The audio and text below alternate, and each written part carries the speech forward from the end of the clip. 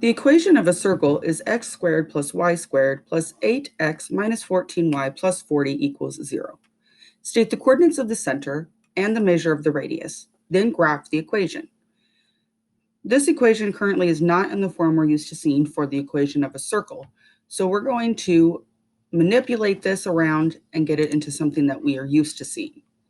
So the first thing we want to do is we want to subtract 40 from both sides because we're used to seeing a number on the right-hand side of our equation. Then we're going to regroup this so that our x's are together and our y's are together. So we have x squared plus 8x plus y squared minus 14y equals negative 40. The next step is we want to make sure that we can get this x squared plus 8x and this y squared minus 14y into the groupings that we normally see in our equation for a circle. So to do that, we're going to complete the square with the x's and then complete the square with the y's. They've done this all in one step, but you can certainly do it in multiple steps if it's easier for you. To complete the square, remember we take our middle term, which in this case is 8, and we divide it by 2 and then square it. So half of 8 is 4, 4 squared is 16. So we're going to be adding 16 to both sides of our equation, because if you remember back in algebra, whatever you do to one side, you have to do to the other.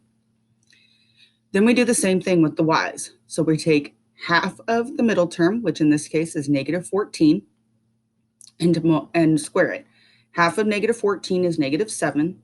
Negative 7 squared is 49. So we're going to add 49 to both sides.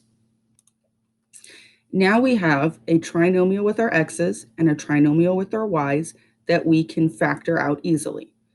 X squared plus 8x plus 16 factors to x plus 4 squared.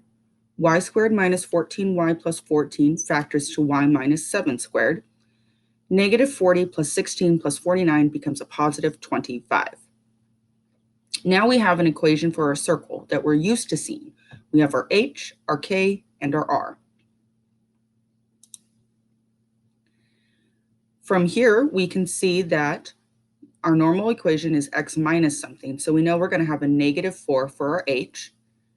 It's usually y minus something, and it's already y minus in here. So we're going to have that 7 for our k. And the r is always r squared. So we're going to have to find the square root of 25, which in this case is 5. So we know we have a center at negative 4, 7, and a radius of 5.